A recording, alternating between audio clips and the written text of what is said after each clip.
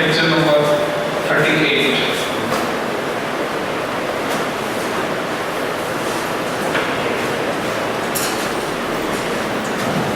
हम लोगों को पढ़ना है electromagnetic induction and alternating currents EMI DC।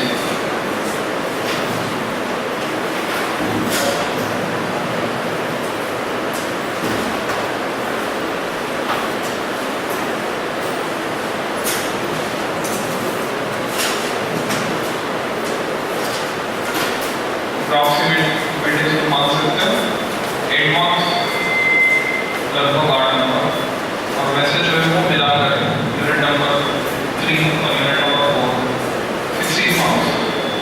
तो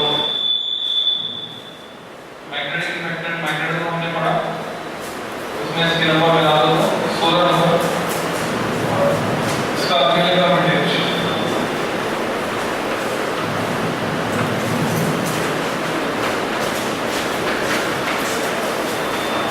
approximately 8 marks।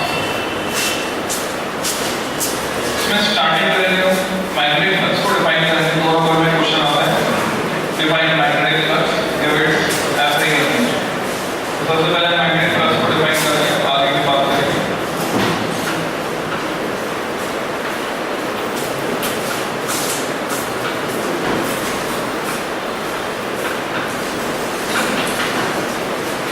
डिस्टिंग्विश करने के लिए इसमें सबस्क्रिप्ट बी लगा दिया जाता है, fine subscript B magnetic flux. तो तुम लिख सकते हो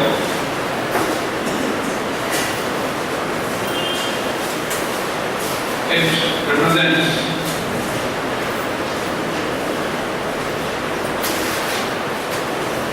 the total number of magnetic field lines.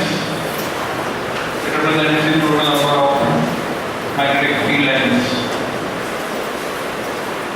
passing perpendicular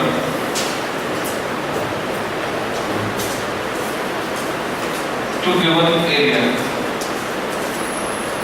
passing perpendicular to given area। Actually इसके बराबर नहीं होता, उसके प्रोपोर्शनल होता है। यानी जो रिलेशनशिप है number of magnetic field lines और फ्लक्स, इनमें रिलेशनशिप है प्रोपोर्शनल। ब्रैकेट में लिखो प्रोपोर्शनल।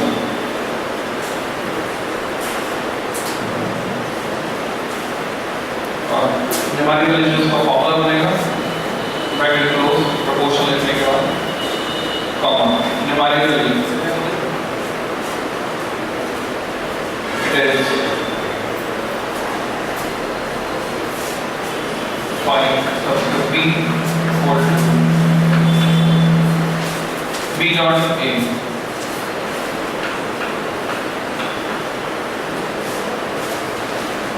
बिल्कुल इलेक्ट्रिक फ्लक्स की तरह है, हम इसका एक और फॉर्मेट यूज करते हैं अल्फा।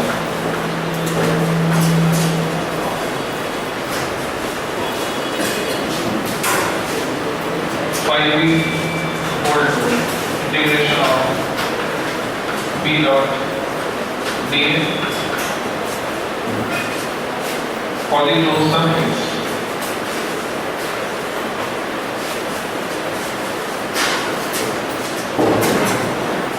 ऐसा यूनिट पर विशेष ध्यान देना है, ऐसा यूनिट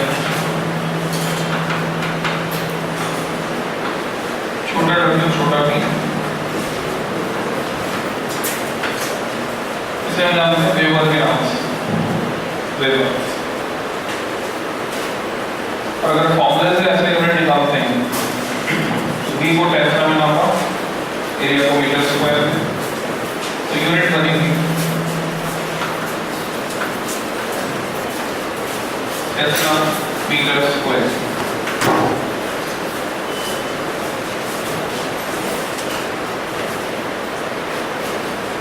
तो मेन सब्जेक्ट पे आते हैं। इलेक्ट्रोमैग्नेटिक इंडक्शन होता है, जैसा नाम से पता चल रहा है फिजिक्स में चीजें आसान है। इलेक्ट्रोमैग्नेटिक इंडक्शन, इलेक्ट्रिसिटी का इंड्यूस हो जाना किसकी वजह से? मैग्नेटिज्म के कारण, मैग्नेट के कारण। मैग्नेटिक फ्लक्स में चेंज की स्टार्ट। जब भी इलेक्ट्रिसिटी इंड्यूस होगी उसका बेसिक कॉज होगा मैग्नेटिक फ्लक्स में चेंज। सफरिंग EMI शॉर्ट में इसको ऐसे लिखते हैं।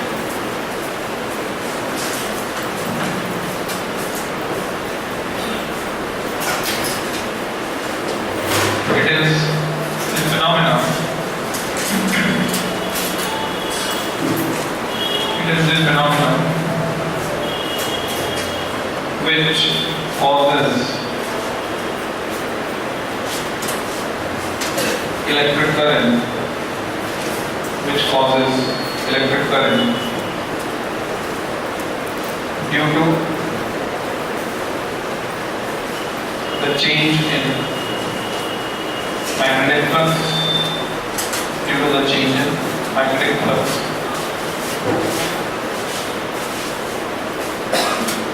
इसको लिंक करने का काम मैक्सवेल ने किया था। इसमें बोला जाता है कि मैग्नेटिक फील्ड में चेंज होगा, इलेक्ट्रिक फील्ड में भी चेंज प्रोड्यूस होगा, इलेक्ट्रिक फील्ड में होगा तो मैग्नेटिक फील्ड में भी चेंज होगा। पर यहाँ पे जो कहानी स्टार्ट होगी वो होगी फैराडे से। जो पहले इतिहास था उसमें ऑरस्टेड ने ये डिस्कवर किया कि करंट कैरिंग कंडक्टर के आसपास मैग्नेटिक फील्ड एग्जिस्ट करता है। और हम जानते हैं यूनिवर्स में सिमेट्री है, यूनिवर्स सिमेट्रिकल है, सिमेट्री को फॉलो करता है।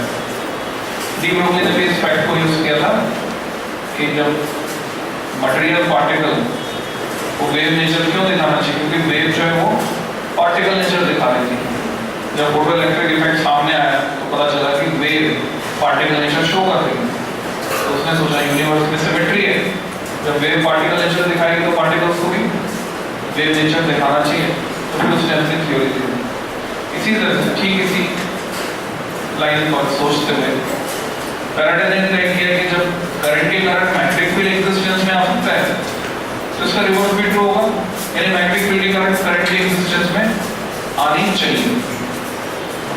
अब वो अपने क्लासरूम में नहीं सॉरी प्रैक्टिकल लैब में या अपने जो भी उसकी प्रयोगशाला थी उसमें एक्सपेरिमेंटेशन कर रहा था। उसके जो एक्सपेक्टेशन थे वो ये थे कि उसने एक कॉइल को गैल्वेनोमीटर से जुड़ा हुआ था और मैग्नेट को उसके आसपास रखकर देख रहा था कॉइल के आसपास, कभी नॉर्थ पोल रखता, कभी साउथ पोल रखता। उसकी एक्सपेक्टेशन थे कि करंट फ्लो हो जाएगी कॉइल में, पर ऐसा कुछ भी नहीं हुआ। लास्ट में थक हार के उसने एपरेटस को जुड़े स्टोर रूम में फेंका, झुंझला गया और फाइनली फेंकते वक्त डिफ्लेक्शन मिला। तो उसका कंक्लूजन क्या निकाला उसने, दिमाग में उसने क्लिक किया कि खाली मैग्नेट को रखने से कुछ नहीं होगा, रिलेटिव मोशन चाहिए। तो एक्सपेरिमेंट को नए सिरे से दोहराया उसने। वो नॉर्थ को पास ले गया, नॉर्थ को दूर ले गया, साउथ को पास ले गया, साउथ को दूर ले गया। हर बार उसने पाया कि गैल्वेनोमीटर ने डिफ्लेक्शन दिया। गैल्वेनोमीटर का जो रिलेवेंट डिफ्लेक्शन था वो कैसा था, किस डायरेक्शन में था, वो फैराडे के एक्सपेरिमेंट में पढ़ने होगा। फैराडे के ही पैरेलल एक दूसरा साइंटिस्ट जिसका नाम था हेनरी ने भी एक्सपेरिमेंट्स किए। फैराडे ने मैग्नेटिक फ्लक्स को चेंज कराने के लिए मैग्नेट का इस्तेमाल किया था, हेनरी ने कॉइल का इस्तेमाल किया। यानी उसने एक और दूसरी कॉइल ली और एक गिवन कॉइल उसके पास उसको रखा और उस कॉइल में करंट को चेंज किया, करंट को ऑन किया, करंट को ऑफ किया, करंट को चेंज किया विद हेल्प ऑफ रियोस्टेट। और उसने भी ये पाया कि दूसरी कॉइल में जो पास रखी होती है उसमें करंट इंड्यूस हो जाता है। तो एक्सपेरिमेंट्स को हमें स्टडी करना है। नेक्स्ट आगे Faraday's experiment. Faraday's experiment. इसमें तुम्हें चार डायग्राम बनाने हैं।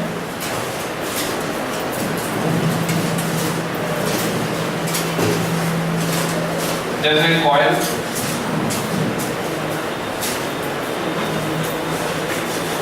गैल्वेनोमीटर, मैग्नेट का नॉर्थ पास था। कॉइल एक तो ऐसे बना सकते हैं और दूसरा तरीका जैसे एनसीईआरटी में बनी। दोनों में क्या डिफरेंस है बता रहा हूँ, उसको ध्यान से समझ लो। कैसे बनाने में हमें ज्यादा फायदा होगा और किस तरह से बने होने पर इंटरप्रिटेशन कैसे लिया जाता है, कैसे समझा जाता है कि करंट क्लॉकवाइज है या एंटी क्लॉकवाइज, इसको समझने में परेशानी आती है। वो समझ लो जिस तरह से एनसीईआरटी में बनी हुई है लूप दिखाया हुआ है उन्होंने,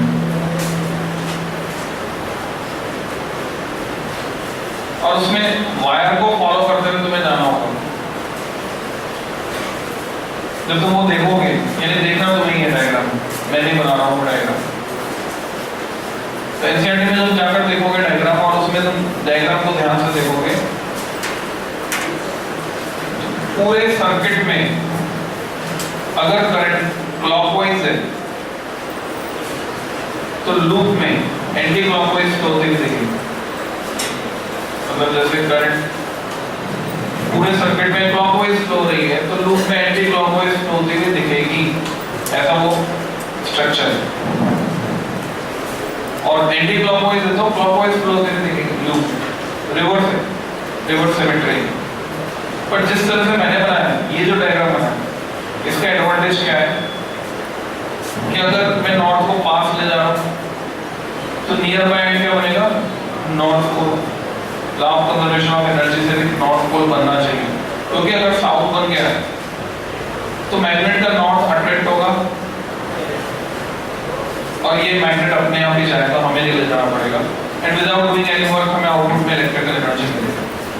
तो वास्तव में जब हम नॉर्थ को पास ले जाते हैं तो इस कॉइल से रिलेटेड मैग्नेटिक फ्लक्स में चेंज होता है, और मैग्नेटिक फ्लक्स में चेंज होने के कारण इसमें एक ईएमएफ इंड्यूस होता है, और ईएमएफ इंड्यूस हो गया और सर्किट इसका कंप्लीट इसमें करंट भी फ्लो होती है, और उस करंट की डायरेक्शन इस तरह से होती है कि उसी कॉज को अपोज करेगी, जिसकी वजह से एग्जिस्टेंस में आएगी। यानी नियर बाय एंड जो प्रैक्टिकल का रिजल्ट था, प्रैक्टिकल ऑब्जर्वेशन था, वो था कि नॉर्थ को पास ले जाने पे नियर बाय एंड बनता है नॉर्थ पोल।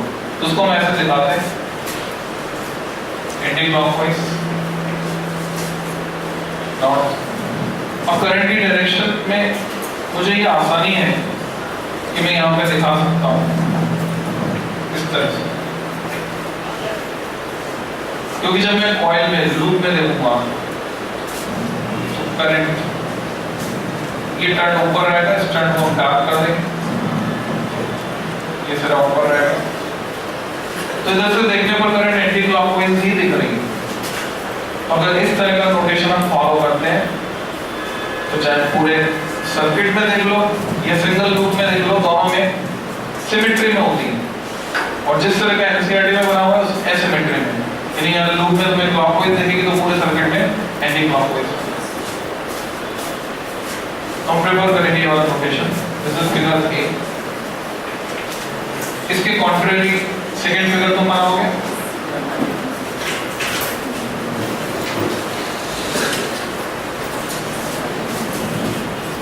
नॉर्थ को जब दूर ले जाते हैं अवे फ्रॉम द लूप,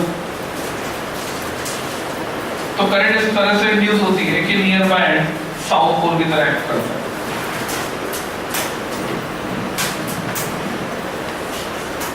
तो करंट क्लॉकवाइज फ्लो होती है, क्लॉकवाइज फ्लो की तो गैल्वेनोमीटर रिफ्लेक्शन दिखाएगा इस तरफ, तो इस पूरे में क्लॉकवाइज दिखाएंगे हम करंट, ये टर्न ऊपर बताएंगे।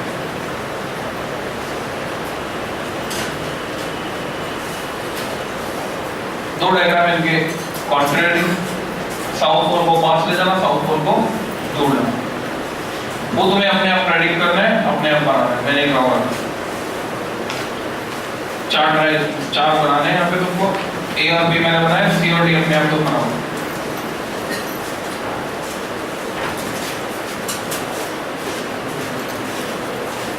रेफरेंस साइड पे लिख दोगे हेनरी एक्सपेरिमेंट, हेनरी ने जो एक्सपेरिमेंट किया, क्योंकि कंक्लूजन एक साथ ही निकलेगा दोनों।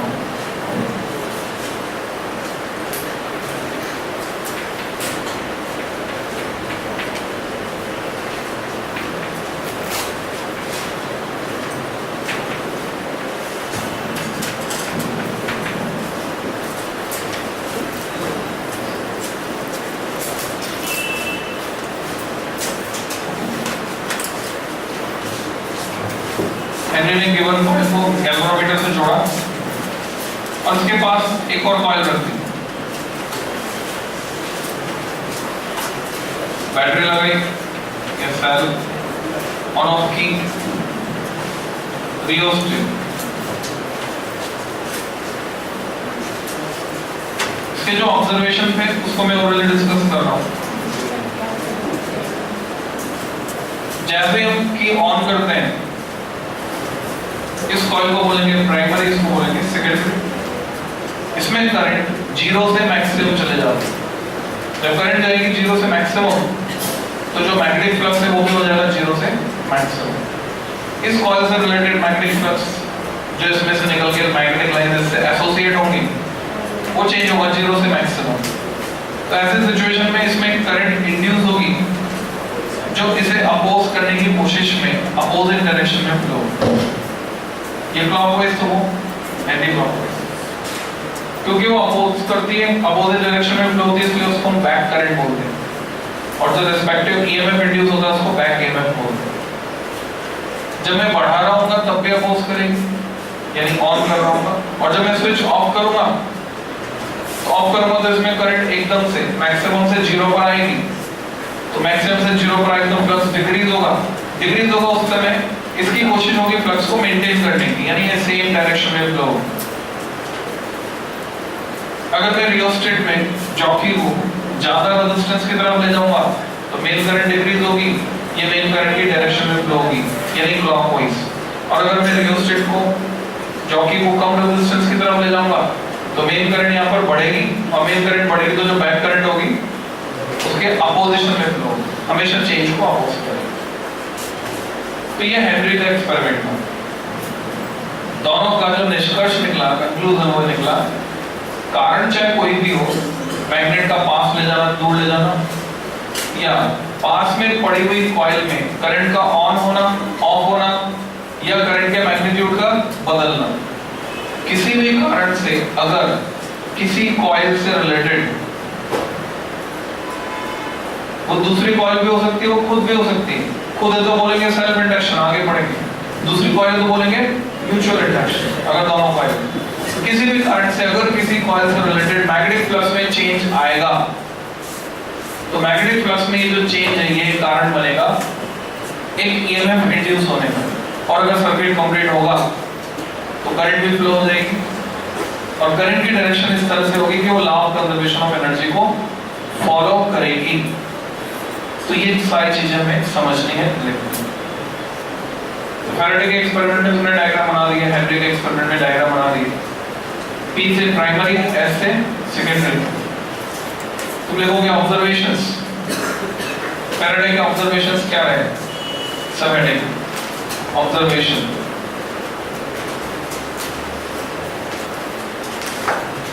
अब क्योंकि ऑब्जर्वेशन पूछे नहीं जाते, सिर्फ समझने हेडिंग लगवा दिया मैंने, मैं सिर्फ ओरली डिस्कस कर रहा हूँ ऑब्जर्वेशन।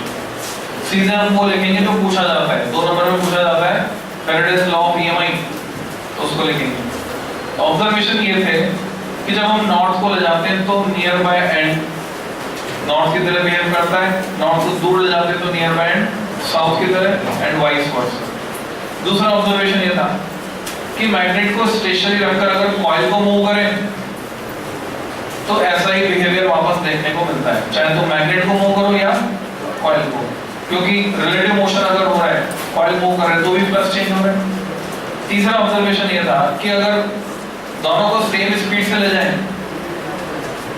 दोनों को मूव करें, जिससे कि उनके बीच की डिस्टेंस कम या ज्यादा नहीं हो रही, रिलेटिव मोशन नहीं हो रहा है, तो कोई डिफ्लेक्शन नहीं आता, यानी फ्लक्स में चेंज नहीं होगा तो कोई डिफ्लेक्शन नहीं आएगा।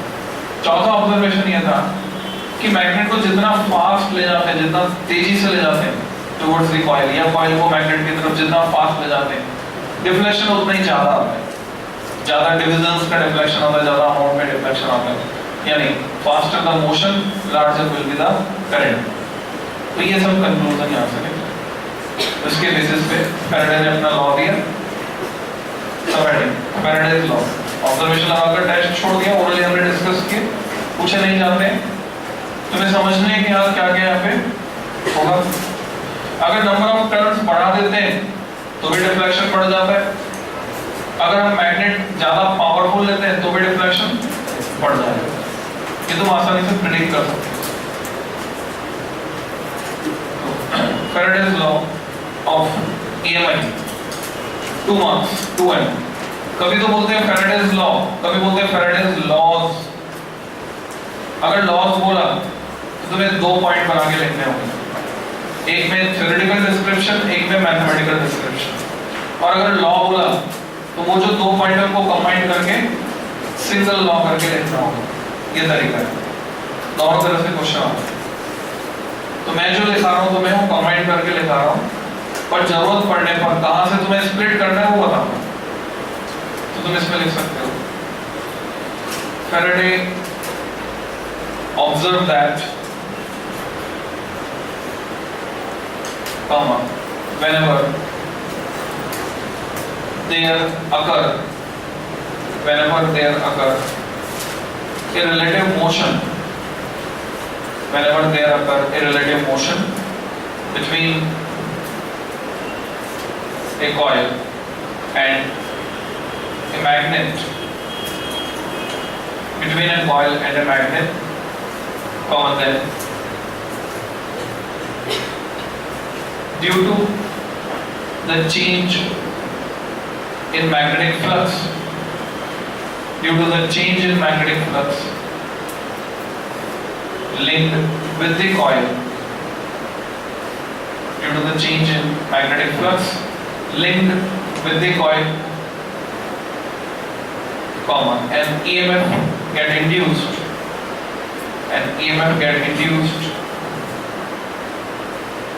in the coil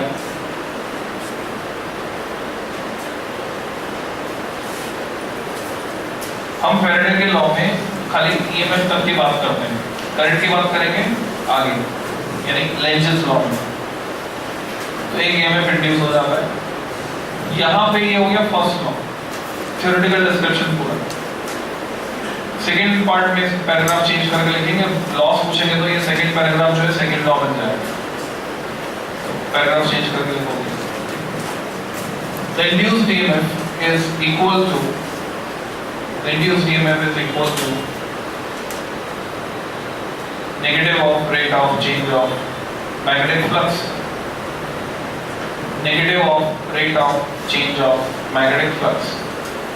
अभी जो नेगेटिव है कुछ बुक्स में तो लगा हुआ मिलता है, कुछ बुक्स में नहीं मिलता. कुछ बुक्स में बोलते हैं प्रोपोर्शनल, तो अलग अलग तरह से लैंग्वेज यूज करते हैं. क्योंकि नेगेटिव साइन जो आया है उसका एक्सप्लेनेशन फैराडे ने नहीं दिया था, उसका एक्सप्लेनेशन लेंज ने दिया था. तो कई बार नेगेटिव को लेंज लॉ के बाद हम इंट्रोड्यूस करते हैं और कई बार पहले इंट्रोड्यूस करते हैं. उसमें गलत या सही जैसी कोई बात नहीं है. तुम्हारी मर्जी है, तुम नेगेटिव यहाँ पे इंट्रोड्यूस करो, तुम्हारी मर्जी तुम बाद में इंट्रोड्यूस करो. तो दैट इज करके तुम एक्सप्रेशन लिख दोगे. इस चैप्टर में ईएमएफ को हम स्मॉल ई से दिखाएंगे. जब हमने करंट इलेक्ट्रिसिटी पढ़ा था तो ईएमएफ को दिखाया था इस सिंबल से. पर्टिकुलर इस चैप्टर में हम दिखाएंगे स्मॉल ई से. E equal to minus d5 upon dt. ये जो सबस्क्रिप्ट d लगाया है वो डिस्टिंग्विश करने के लिए लगाया है इलेक्ट्रिक फ्लक्स को मैग्नेटिक फ्लक्स. पाई सबस्क्रिप्ट d का मतलब मैग्नेटिक फ्लक्स. तो एक फैराडेज लॉ यहाँ पे खत्म. 2 नंबर में पूछा जाएगा तो इतने लिखना, इसको ब्लॉक में मत कर दो. ये उसी तरह से एक्सप्रेशन है जिस तरह से गाउस लॉ में क्या था, phi equal to q inside upon epsilon 0. जैसे एम्पियर्स लॉ में था integration of b dot dl equal to mu 0 times sigma i. बिल्कुल ये वैसे एक्सप्रेशन. ऐसे ये सब जितने भी लॉस के मैथमेटिकल एक्सप्रेशन है ये तुम्हारे टिप्स पे होने चाहिए. इतनी प्रैक्टिस तुम्हारी होनी चाहिए कि कोई सा भी लॉ तुमसे पूछे उसका एक्सप्रेशन एटलीस्ट तुम स्टेट कर सको मैथमेटिकली इसको कैसे रिप्रेजेंट करते हैं. अब इसका एक्सप्लेनेशन दिया जाता है. कई बार 2 नंबर में क्वेश्चन आ जाता है, explain why flux why EMF get induced. ऐसा पूछ रहे why EMF get induced. तो इसके जवाब में हम डायग्रामेटिक आंसर देते हैं. हमें दिखाते हैं कि मैग्नेट जब दूर है तो कॉइल के साथ associated magnetic field lines number में कम है, और मैग्नेट जब कॉइल के पास चले गया तो वही जो लाइंस एसोसिएटेड थी वो नंबर में बढ़ गई. इसको कहते हैं explanation of Faraday's law. Sir explanation में तुम्हें सिर्फ डायग्राम बनाना है.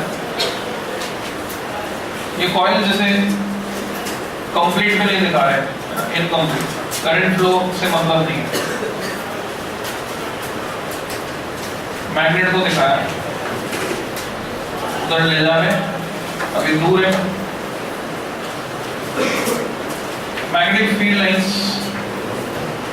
3 लाइन दिखा दी कॉइल के अंदर से जाते हुए, 2 लाइन बाहर से। पोजीशन पे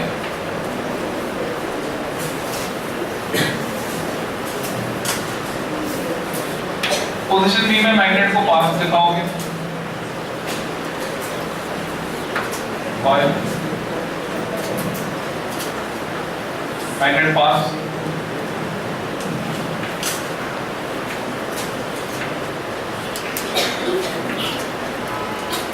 अब तुम दिखाओगे कि ज्यादा लाइंस एसोसिएटेड है कॉइल के साथ, बस यही कारण है।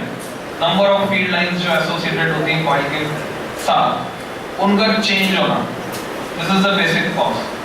जब फैराडे ने डिस्कवरी की थी, उसे नहीं पता था कि उसने क्या ढूंढ लिया है और उसका आगे क्या इस्तेमाल होने वाला है। मतलब उस समय तक इसका इस्तेमाल कुछ भी समझ में नहीं आया था कि इससे ये होता तो है, पर इसे करें क्या। और बाद में जाकर ये बहुत बड़ी खोज बन गया, क्योंकि सारे जनरेटर इसी प्रिंसिपल पे काम कर रहे हैं, जो हम इलेक्ट्रिसिटी जनरेट कर रहे हो इसी प्रिंसिपल से कर रहे हैं।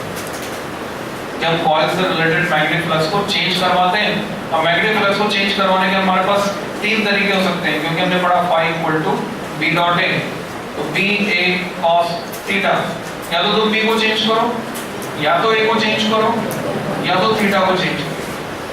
अब वो भी रिलेटिव मोशन की वजह से हमारे पास दोनों ऑप्शन है। तुम्हारी मर्जी है थीटा को चेंज करने के लिए तुम मैग्नेट को घुमाओ, मैग्नेटिक फील्ड को, या फिर तुम घुमाओ कॉइल को, दोनों से थीटा चेंज हो जाएगा। तो काफी फ्लेक्सिबिलिटी है, बहुत अलग अलग कई तरीके के जनरेटर हमने बनाए, मूविंग मैग्नेट टाइप बनाया, मूविंग कॉइल टाइप बनाया।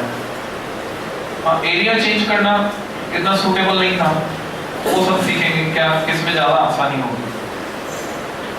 तो फैराडे लॉ का एक्सप्लेनेशन हमने लिखा। अब ये इफेक्ट देखेंगे कि इंड्यूस चार्ज कितना होगा, इंड्यूस करंट कितनी होगी और इंड्यूस ईएमएफ कितना होगा। तो आगे कंटिन्यू करोगे नेक्स्ट स्लाइड में। If coil consist of capital N turns, if coil consists of capital N turns, comma, then induced EMF equal to minus N times d by dt। एक turn के साथ associated flux पाई है, तो n turns के साथ हो गया n times. अब यहाँ पे तुम एक नई टर्म सीखोगे, ये जो n है कांस्टेंट है, इसको मैं डिफरेंशिएशन के सिंबल के अंदर ले जाकर मैं लिख सकता हूँ, also equal to minus d by dt of n phi। जब हम इसको n phi को कंबाइन करके लिखते हैं, तो इसको स्पेसिफिक नेम दिया जाता है, इसका नाम है, बताओगे क्या नाम है n phi का? क्योंकि न्यूमेरिकल में तुमसे पूछा जाता है, तो नाम पता होना चाहिए। इसको बोलते हैं फ्लक्स लिंकेजेस, फ्लक्स लिंकेजेस। कई बार न्यूमेरिकल में पूछा जाता है फाइंड द फ्लक्स लिंकेजेस। अब तुम्हें नहीं पता फ्लक्स लिंकेज कहते किसको है, तो तुम कैलकुलेट कैसे करोगे? तो पता होना चाहिए तुम्हें। रेफरेंस साइड में मेंशन करोगे n phi is called number of flux linkages, और फ्लक्स लिंकेजेस को अंडरलाइन कर दो।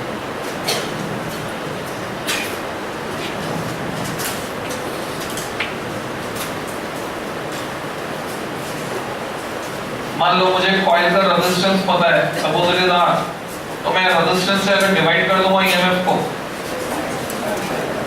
तो मुझे करंट मिल जाएगी। लिखोगे if coil has resistance capital R, if coil has resistance capital R, then current flowing through it I equal to E by R equal to minus N by R times d phi by dt।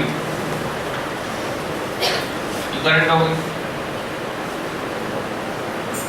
अब जो हमने एक observation लिया था कि faster the motion of magnet on the coil more is the deflection it produce, वो verify हो रहा है यहाँ से। अगर मोशन फास्ट होगा तो dt कम होगा, और dt कम होगा तो करंट का मैग्नीट्यूड ज्यादा होगा। नेक्स्ट लिखोगे also induce charge, also induce charge, इन सबके लिए टर्म क्या लग जाती है, induce EMF, induce current, induce charge. Induce charge को दिखाएंगे Q से, ये होगा I टाइम्स dt, जैसा कि हम जानते हैं करंट और time, I into t is Q, Q equal to IT, Q हो गया I into dt, तो एक्सप्रेशन बना minus n by r times d5, this will be the induced charge। और इस एक्सप्रेशन में खास बात यह है कि इसमें टाइम डिसअपियर हो गया, टाइम नहीं आ रहा, टाइम नहीं आ रहा मतलब induced charge is independent of time. Magnet को मैं 1 सेकंड में ले जाऊं पास, या मैग्नेट को एक पास ले जाने में 1 मिनट लगाऊं या 1 दिन, induced charge will be same. तो स्टार मार्क करके स्टेटमेंट लिखोगे, thus induced charge is independent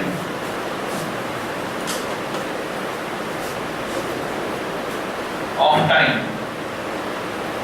induced charge is independent of time। अब इसको हम सिमेट्री से लिंक करके समझते हैं, सीधे लिंक करते हैं। वर्क एनर्जी पावर में तुमने पढ़ा था कि जो पावर होती है वो क्या होती है, W/T, ये पढ़ा था। T जितना कम होगा पावर उतनी ज्यादा होगी।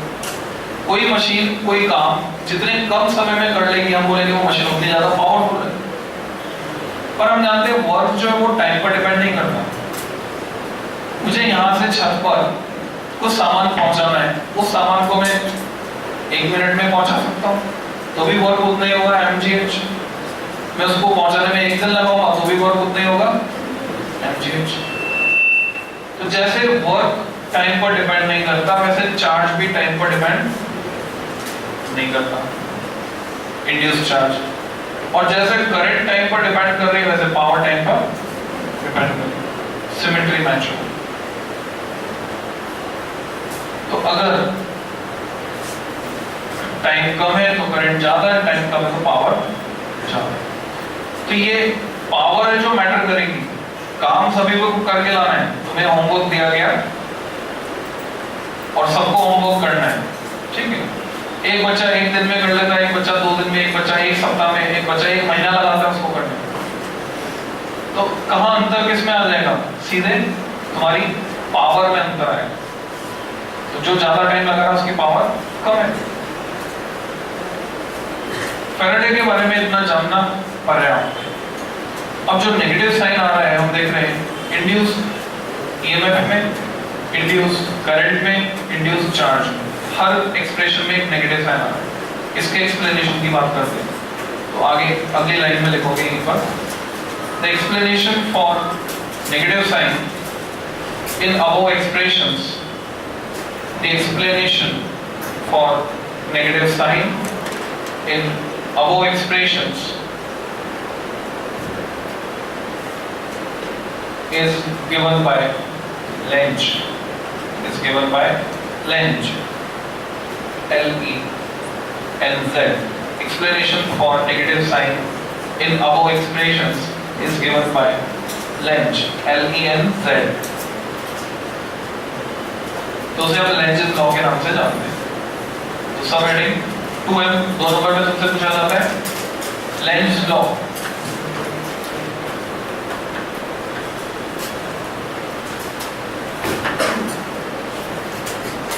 देखो जब फैराडे लॉ की हमने उसके लिए जो लैंग्वेज लिखी थी तो फैराडे लॉ की लैंग्वेज में हमने लिखा था, मैग्नेट का जिक्र किया था, whenever there occur relative motion between coil and magnet। Lenz law में लैंग्वेज सिमिलर रहेगी पर हम हेनरी के एक्सपेरिमेंट को भी शामिल कर लेंगे। यानी जरूरी नहीं है कि मैग्नेट और कॉइल हो सकता है कॉइल और कॉइल हो, कारण कुछ भी हो, तो हम उसी के हिसाब से लैंग्वेज लिखेंगे लेंज लॉ में। तो लिखोगे whenever there occur a change, general बना दिया हमने इसको, whenever there occur a change in magnetic flux linked with, short forms का इस्तेमाल करो, whenever there occur a change in magnetic flux linked with a coil, comma, then an EMF get induced in it, then an EMF get induced in it, and a current also start flowing, current also start flowing, comma, if circuit is complete, current also start flowing if circuit is complete. यहाँ तक हमने Faraday law में जो बात थी वही थी, कुछ एडिशनल बात नहीं की, नेगेटिव साइन का कोई एक्सप्लेनेशन नहीं है, अब आएगा नेगेटिव साइन का एक्सप्लेनेशन। अब उसमें हम ऐसे बताएंगे, हम जानते हैं करंट में तो डायरेक्शन हम बोल सकते हैं, हालांकि वेक्टर नहीं है, फिर भी करंट के फ्लो होने की डायरेक्शन होती है अलोंग द वायर या अपोजिट टू द वायर जो भी। तो करंट के फ्लो होने की डायरेक्शन, और जो ईएमएफ है, ईएमएफ में कोई डायरेक्शन नहीं होती, ईएमएफ में क्या होती है, पोलैरिटी होती है कि कौन सा एंड पॉजिटिव होगा कौन सा एंड नेगेटिव होगा। तो जो हम लैंग्वेज लिख रहे हैं वो उसको मैच करनी चाहिए, ये नहीं कि तुम दोनों के लिए कंबाइंड स्टेटमेंट दे दो, direction of induced charge, induced current, induced EMF. तो इंड्यूस्ड ईएमएफ में डायरेक्शन है पोलैरिटी, तो तुम सेंटेंस में देखोगे उसको हमने कैसे अकोमोडेट किया। तुमने लिखा करंट आल्सो फ्लोज, उसके आगे की बात, the direction of induced current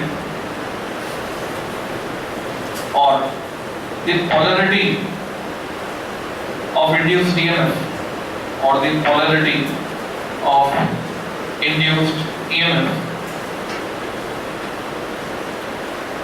are such that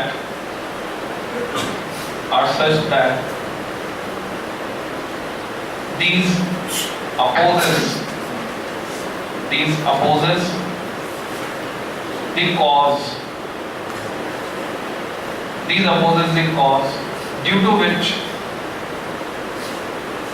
these get induced, these opposes the cause due to which these get induced। जिस कारण से ये अस्तित्व में आए, एग्जिस्टेंस में आए, उसी कारण का ये विरोध कर रहे हैं। मुहावरे में बोले तो जिस थाली में खाना उसी में छेद कर रहे हैं। तो जिसने इनको जिस कारण से मैग्नेटिक फ्लक्स में चेंज के कारण ये एग्जिस्टेंस में आ रहा है, और ये उसी को अपोज कर रहा है, मैग्नेटिक फ्लक्स में चेंज के कारण को अपोज कर रहा है। ये लेंज लॉ, लेंज लॉ की इंपॉर्टेंस काफी है। हम क्या करते हैं, जहां पर भी हमें डायरेक्शन निकालनी होती है किसी क्लोज लूप में करंट की, इंड्यूस करंट की डायरेक्शन, तो हमेशा हम लेंज लॉ लगाते हैं।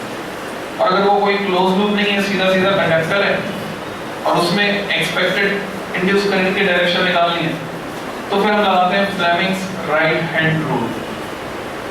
तो इनको कैसे लगाते हैं वो हमें सीखना है आगे, पर उससे पहले 2 नंबर में एक क्वेश्चन और बनता है। लेंज लॉ हो गया पूरा, लेंज लॉ में इतने था, ये डायरेक्शन इस तरह से होती है कि उसी कॉस को अपोज करती है। ब्रैकेट में लिख दो, hence Lenge gave the explanation, hence Lenge gave the explanation of negative sign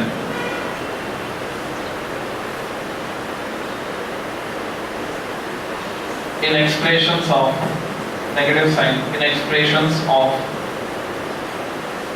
induced EMF oblique current oblique charge, induced EMF oblique current oblique charge, bracket close। तो 2 नंबर में कहा जाता है प्रूव करो या शो करो, show that Lenge's law is in accordance with law of conservation of energy।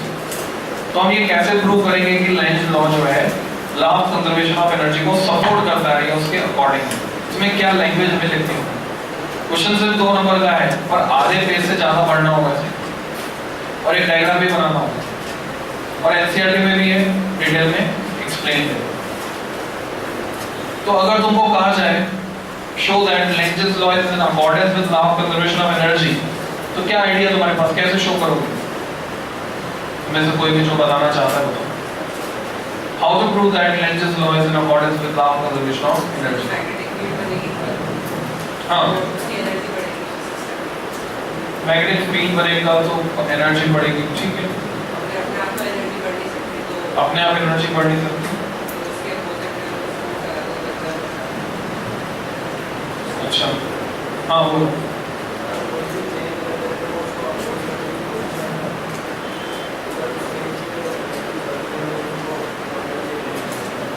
Actual में वो लैंग्वेज लिख लो जो तुम्हें बोर्ड पे लिखकर आनी है, ठीक है। वो लैंग्वेज में तुम्हें लिखा रहा हूँ, क्या तुम्हें लिखकर आनी है उसमें तुम लिख सकते हो। क्वेश्चन आंसर फॉर्मेट में लिखा रहा हूँ। क्वेश्चन लिखो 2 नंबर में 2m। Show that Lenz's law is in accordance with law of conservation of energy. Show that Lenge's law is in accordance with law of conservation of energy। ये जो तुमने लिखा law of conservation of energy, इसकी short form ये है law of COE। यानी दोबारा जब लिखना होगा तो क्या लिखोगे? COE, conservation of energy। इसमें तुम डैश लगा कर लिख सकते हो आंसर में। Suppose when we take north pole of the magnet, suppose when we take north pole of the magnet towards a coil,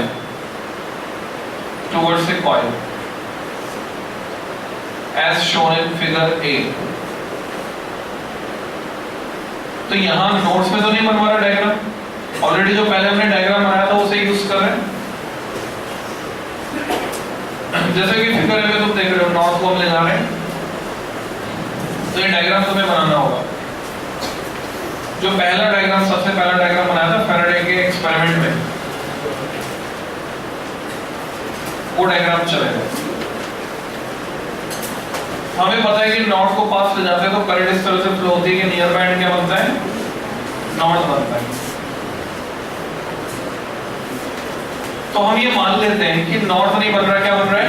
south बन रहा है। कंप्लीट करोगे स्टेटमेंट को। Then the near by end behaves as south pole, near by end behaves as south pole, comma, that is I dot E dot, that is induced current flows clockwise, induced current flows clockwise, comma, then in that case magnet will move, in that case magnet will move at its own, OWN, at its own, खुद ही move करेगा। थोड़ा सा बस initial push की जरूरत रहेगी कि तुमने धक्का मारा, उसके बाद वो एक बार वो साउथ बन गया, इधर नॉर्थ है, तो उनके बीच अट्रैक्शन है, तो पहली बात तो मैग्नेट उधर मूव करेगा, दूसरी बात एक्सेलरेट होगा क्योंकि अट्रैक्शन का फोर्स लगा है। Without any force, external force, वो अपने आप ही एक्सेलरेट होगा। Magnet will move at its own and it will accelerate towards the coil, and it will accelerate towards the coil.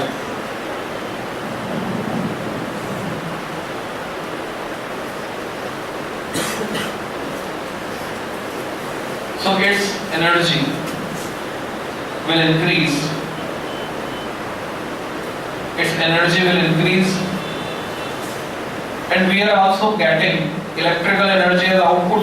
Coil से भी हमें आउटपुट मिल रहा है, मैग्नेट की एनर्जी भी बढ़ रही है और कॉइल से भी एनर्जी आउटपुट, इलेक्ट्रिसिटी फ्लो हो रही है, and we get electrical energy as output।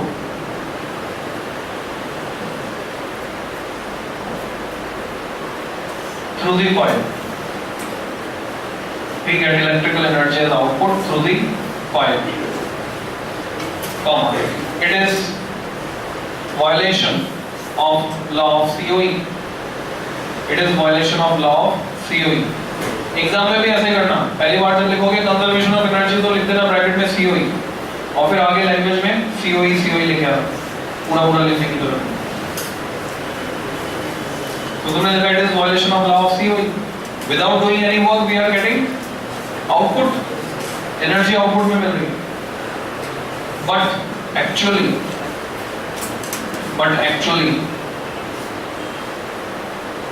according to Lentz's law, the nearby end behaves as north pole. Nearby end behaves as north pole. ये एंड कौन सा रहेगा? कुछ बच्चों ने ए एंड डी एंड लिख दिया है, ये सिरा है E and D and. Nearby end behaves as north pole, so the work required to move the magnet towards the coil. So the work required to move the magnet towards the coil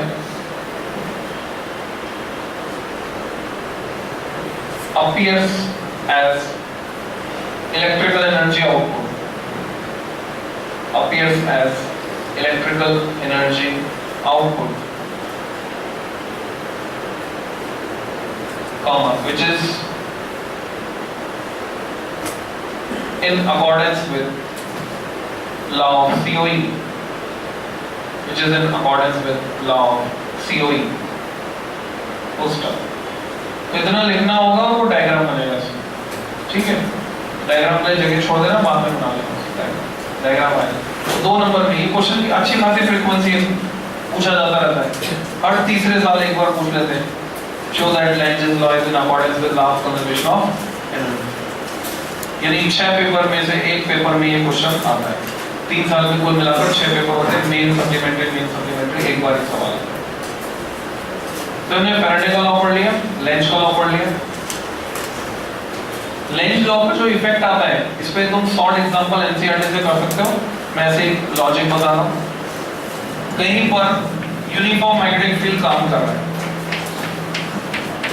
suppose ऐसे दिखाया cross. Different situation हो सकती है। हो सकता है कोई loop इसमें एंटर कर रहा हूं, कोई लूप इस मैग्नेटिक फील्ड से बाहर जा रहा हूं,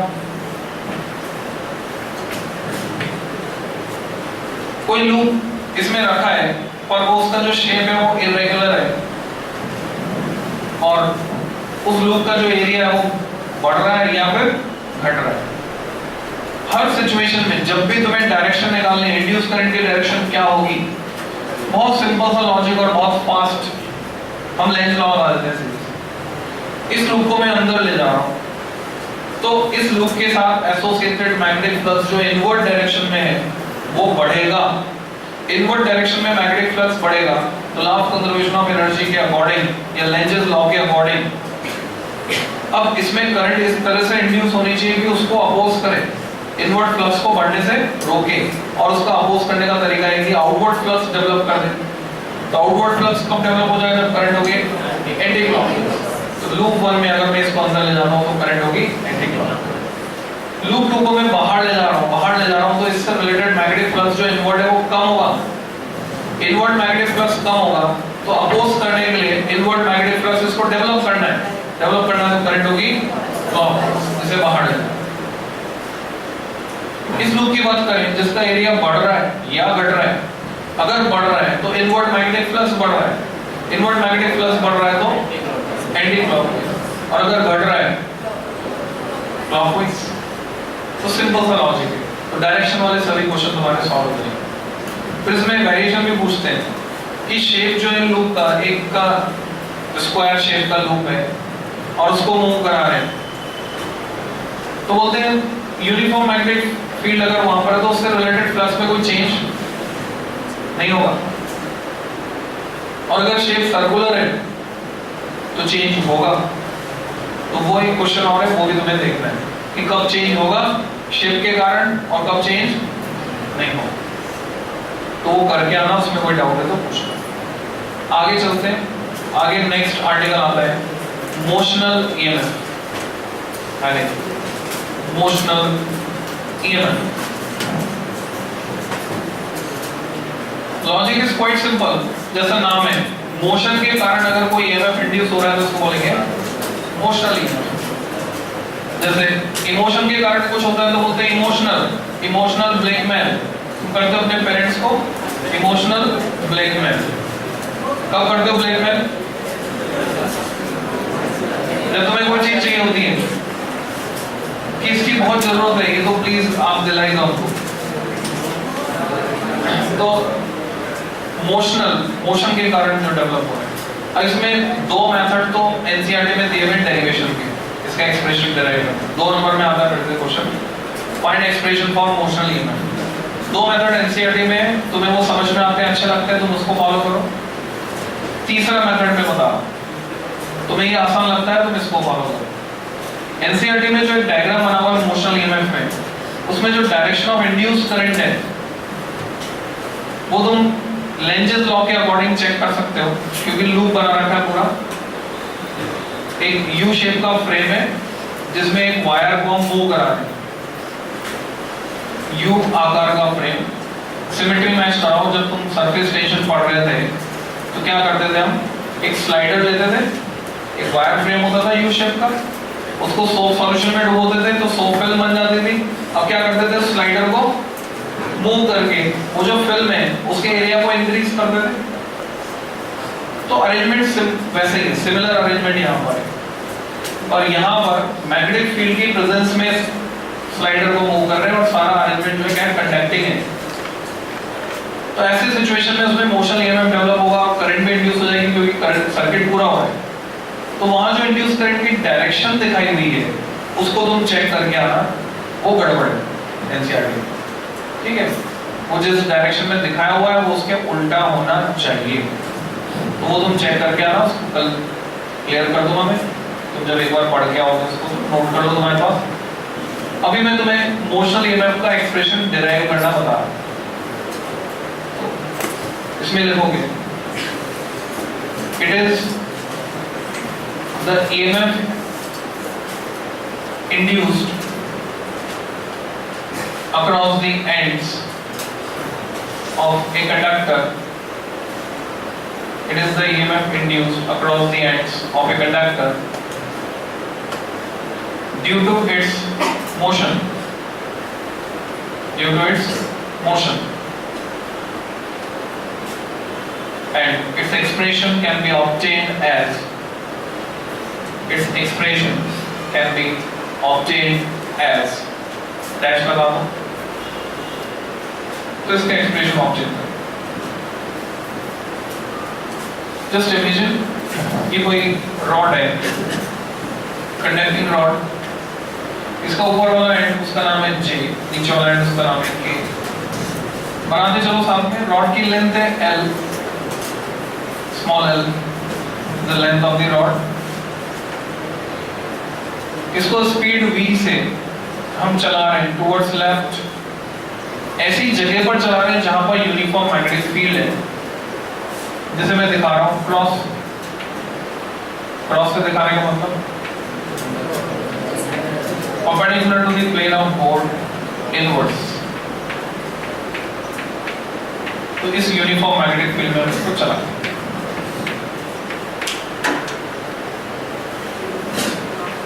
क्रॉस के पास बी वेक्टर मार्क कर दो। जो कुछ अभी तक पढ़ा है, तुमने पढ़ा है मैग्नेटिक इफेक्ट ऑफ करंट में कि अगर कोई चार्ज Q मूव कर रहा है वेलोसिटी v से मैग्नेटिक फील्ड में उसके परपेंडिकुलर, तो उसको फोर्स लगता है QVB। तो इस कंडक्टर में बहुत सारे फ्री इलेक्ट्रॉन्स मौजूद हैं, हर इलेक्ट्रॉन का चार्ज है E, तो हर इलेक्ट्रॉन एक फोर्स एक्सपीरियंस करेगा EVB। हम चाहें तो राइट हैंड रूल से निकालें क्रॉस प्रोडक्ट करके उसकी डायरेक्शन फोर्स की, और चाहे तो फ्लेमिंग्स लेफ्ट हैंड रूल से निकालें। तो अगर मैं फ्लेमिंग्स लेफ्ट हैंड रूल से निकालता हूं, अगर चार्ज पॉजिटिव है इसमें, मान लो यहां कोई चार्ज है, वास्तव में इलेक्ट्रॉन है, मैं माइनस से दिखा रहा हूं, मान लो अगर पॉजिटिव होता तो लेफ्ट हैंड रूल हम लगा सकते थे, ये मेरा लेफ्ट हैंड है, magnetic field inverse direction of motion, positive charge पर फोर्स लगेगा ऊपर वाले एंड जे की तरफ, तो नेचुरल नेगेटिव पर कितना लगेगा के की तरफ। तो धीरे धीरे इसमें इलेक्ट्रॉन यहाँ एक्यूमुलेट होना शुरू होंगे। नीचे वाले एंड पर। जैसे जैसे इलेक्ट्रॉन नीचे वाले एंड पर एक्यूमुलेट होंगे, ऊपर से निकल के आ रहे हैं, ऊपर इकट्ठा होगा पॉजिटिव चार्ज। चाहो इस क्रॉस को हटा सकते हो, कंफ्यूज करेगा कहीं।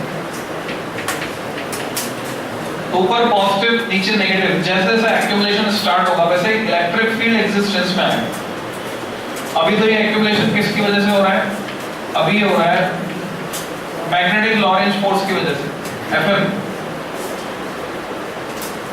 और अब जो इलेक्ट्रिक फील्ड एग्जिस्टेंस में आएगा उसकी वजह से इलेक्ट्रिक लॉरेंज फोर्स भी आ जाएगा, और वो होगा QE, यानी छोटा ही बड़ा ही। अगर इनके एंड्स के अक्रॉस पोटेंशियल है V, तो इलेक्ट्रिक फील्ड होगा V/L, और वो इलेक्ट्रिक फील्ड एक्यूमुलेशन जैसे जैसे बढ़ता जाएगा, फील्ड बढ़ता जाएगा, फील्ड बढ़ता जाएगा, तो ये फोर्स भी बढ़ता जाएगा। तो ये जो दो फोर्स दिख रहे हैं, Fm डिपेंड कर रहा है वेलोसिटी पर। अगर वेलोसिटी कांस्टेंट है तो Fm कांस्टेंट है, पर Fe वेरिएबल है। तो कंडीशन क्या होगी? Fe शुरू में 0 था, 0 से बढ़ते बढ़ते बढ़ते बढ़ते एक्यूमुलेशन के कारण जब Fe Fm के बराबर हो जाएगा तो इक्विलिब्रियम स्टेट आ जाएगी, फिर ट्रांसफर रुक जाएगा, क्योंकि दोनों फोर्स बराबर लग रहे हैं तो इलेक्ट्रॉन मूव नहीं करेगा। उस इक्विलिब्रियम स्टेट में एक पोटेंशियल का डिफरेंस डेवलप हो जाएगा, उसी को हम बोलते हैं मोशनल EMF। जब तक होगा, जब तक मोशन होगा। मोशन खत्म होते ही Fm 0 हो जाएगा। Fm 0 होने के बाद जो Fe है वापस चार्जेस को मर्ज कर देगा, चार्जेस वापस मर्ज हो जाएंगे Fe के साथ। तो इसका एक्सप्रेशन हमको डिराइव डायग्राम बनाकर लिख सकते हो। Considering a conducting rod JK of length small l, considering a conducting rod JK of length small l moved perpendicular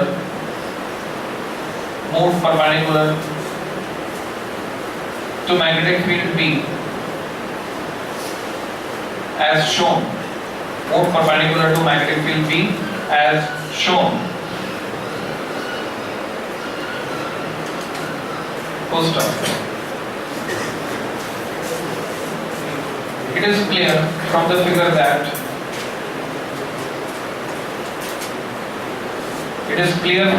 that each free electron present in the rod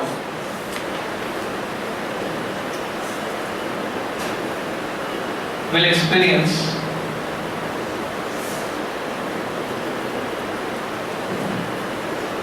two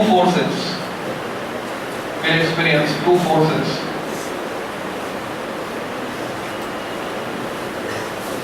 And in equilibrium state,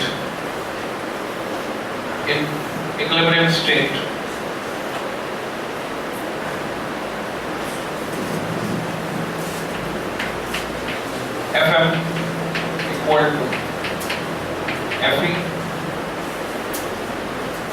vector form में लिखेंगे तो minus sign लगाना पड़ेगा, क्योंकि direction opposite है।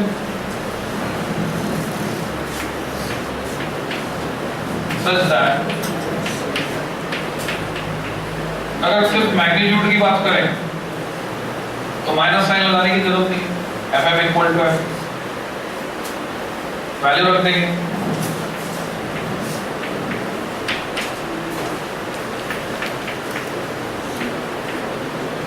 ये जो V बना रहे हो ध्यान से बनाना, ये छोटा V ऐसा गोल घूमेगा साइड, क्योंकि एक और भी आएगा। ये जो कैपिटल E इलेक्ट्रिक फील्ड, इसको मैं लिखूंगा V/L।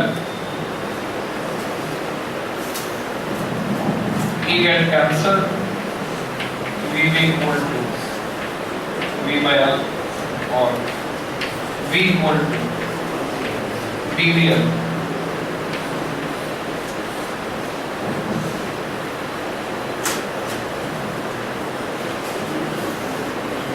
Okay, here capital V is motional EMF,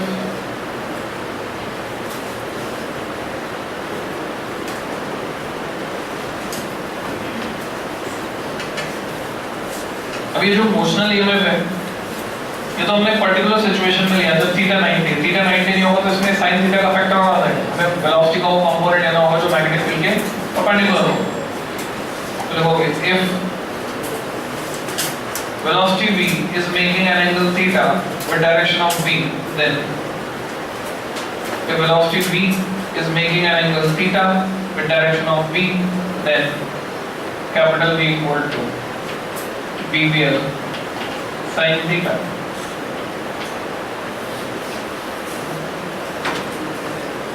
तो हमने पढ़ा मोशनल ईएमएफ। क्या तुम्हें डे टू डे लाइफ से कोई ऐसा इंसिडेंस याद आता है जहां पर मोशनल ईएमएफ के कारण तुम्हारा कुछ नुकसान हो गया हो या तुमने इसका फायदा उठा लिया हो? मोशनल ईएमएफ का हमारे आसपास बहुत मोशन हो रहा है, बहुत गाड़ियां चल रही, क्या हमने मोशनल ईएमएफ यूज किया कहीं पर, उससे बिजली पैदा करके कहीं इस्तेमाल की हो, या मोशनल ईएमएफ की वजह से हमें कुछ विशेष ध्यान रखना पड़ा हो स्पेसिफिक सिचुएशन में कि कहीं इससे नुकसान ना हो जाए? एनी इंसिडेंट्स, या खाली किताब की चीजें तुमने किताब में पढ़ी है बस? मोशनल ईएमएफ कुछ होता है सब्जेक्ट फिजिक्स में तुमने एक आर्टिकल पढ़ लिया, डे टू डे लाइफ से कोई लिंक नहीं है इसका? कोई भी ऐसा इंसिडेंट याद आता है?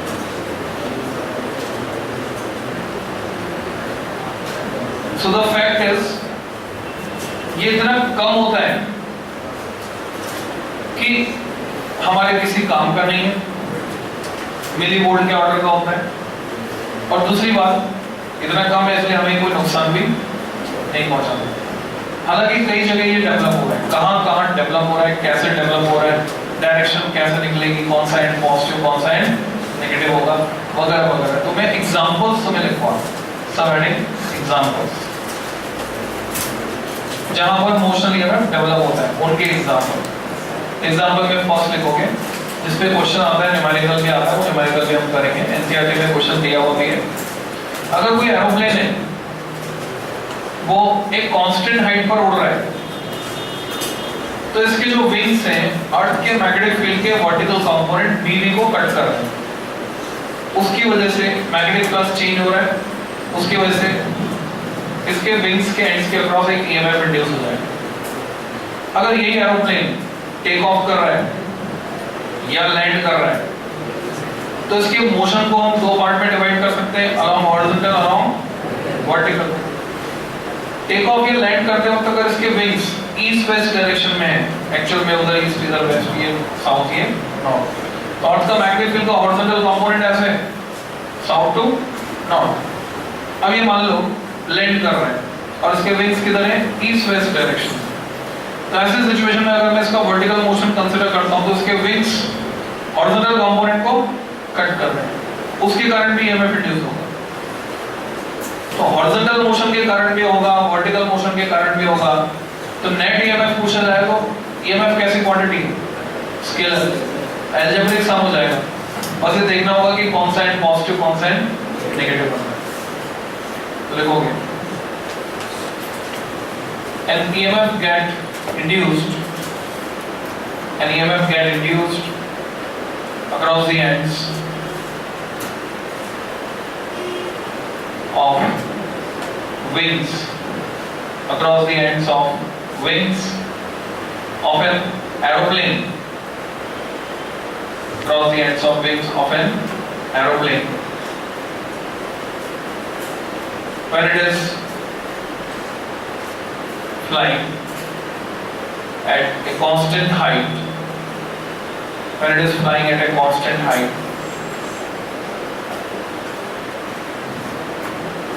due to cutting of BH, से लिख रहा हूँ मैं BH, BV, due to cutting of vertical component काटेगा कांस्टेंट हाइट, ये पता होना चाहिए कौन सा कंपोनेंट है। Also if it is taking off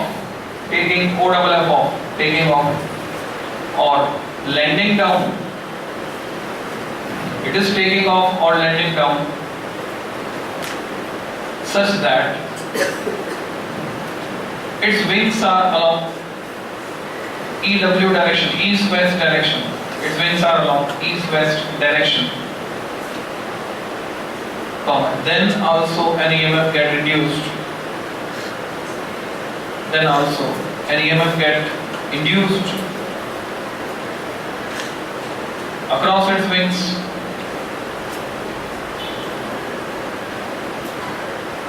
Then also an EMF get induced across its wings due to cutting off. आपकी बार क्या आएगा? BH.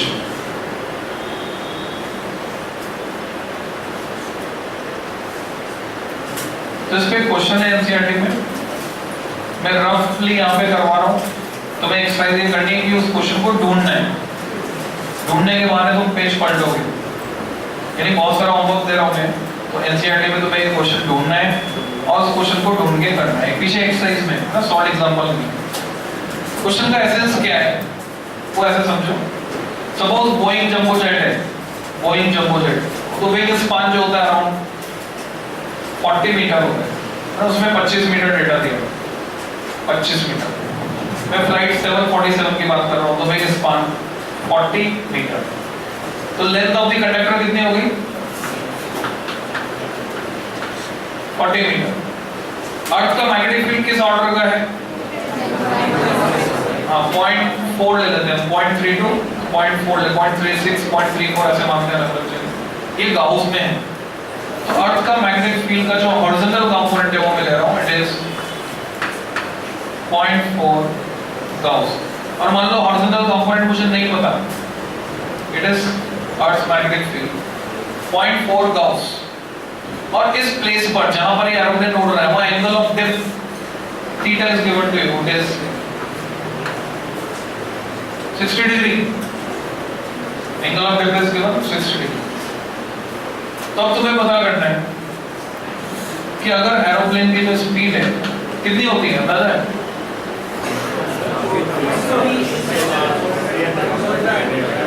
1800 किलोमीटर प्रति घंटा तो नहीं होती?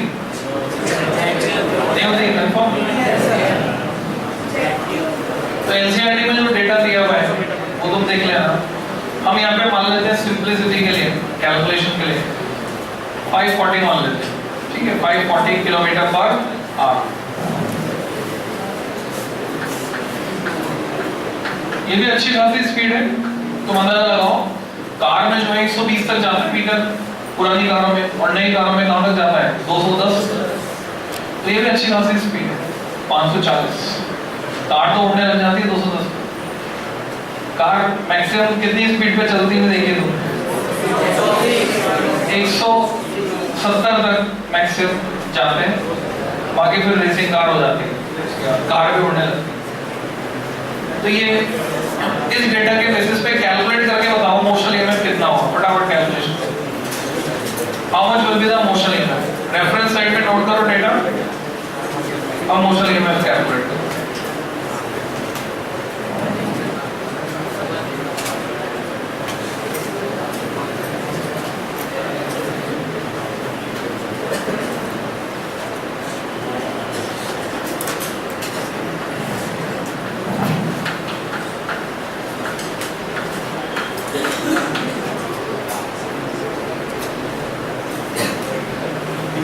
हमें पता है कि हॉरिजॉन्टल कंपोनेंट कटेगा कि वर्टिकल?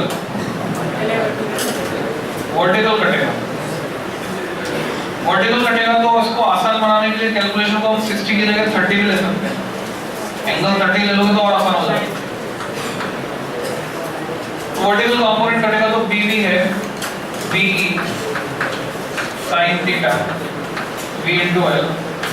यूनिट प्रॉपर चाहिए तुमको सबकी। ये जो गाउस है वो गाउस नहीं चलेगा क्योंकि गाउस तो सीजीएस है, टेस्ला में चाहिए 0.4 into 10 की पावर -4 टेस्ला। ये तो BE की वैल्यू हुई। sin 30 हाफ हो गया। वेलोसिटी जो है तुम्हें मीटर पर सेकंड में चाहिए, तो इनटू 5/18 कितना लिखूं?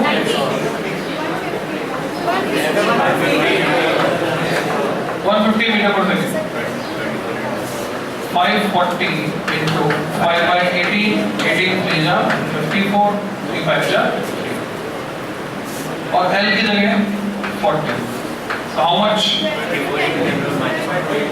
20 10 की पावर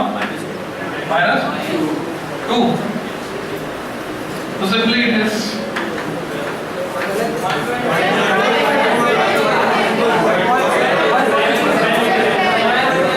ठीक है, मैं कैलकुलेट कर लेता हूँ. कैलकुलेशन इतनी सिंपल है. 15 4 जा 16 और 60 का आधा यहाँ से हो गया 13 और 30 के बाद 2 जीरो और ये 0.4 से मल्टीप्लाई किया इसको